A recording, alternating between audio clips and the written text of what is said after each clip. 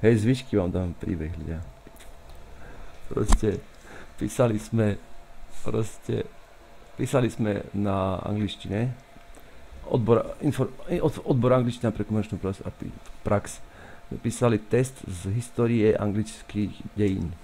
Proste históriu anglická, alebo tak, proste európskych vývoja, tak.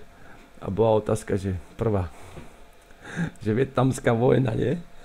A ja som tam že opíšte mi skrátke vietnamskú vojnu, že zamýšľala tak. A ja vravím, že čo sa budem srať, neviem. Tak som napísal, som si spomenul. Tak som tam napísal, že prišiel tam vyjebaný Rambo z Ameriky, rozjebal tam rakosníkov na vrtuľníku, proste oslobodil 3 Američanov, hodil atomku, to som napísal do testu, nie? A vyhrali vojnu Vietnamci aj tak. A ten kokot mi potom napísal, keď som prišiel, si po známku, že Ečko, mi vraví, že Šaňo, ja viem, že si postihnutý, ale na budúce tam nepíš takéto kokotiny a nauč sa to poriadne, mi povedal profesor.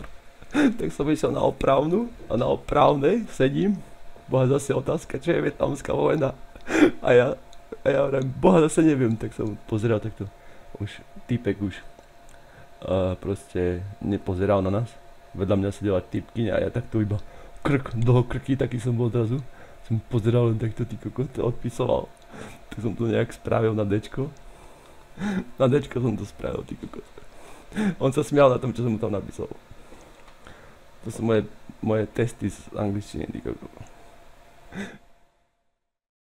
Hey Kappa Kappa, hey Kappa Kappa, hey. Jetzt ist Twitch-Chat Anarchie. Hey Kappa Kappa, hey Kappa Kappa, hey. Nieder mit dem Bot-System. Hey Kappa Kappa, hey Kappa Kappa, hey. All die Mods, die können gehen. Hey Kappa Kappa, hey Kappa Kappa, hey.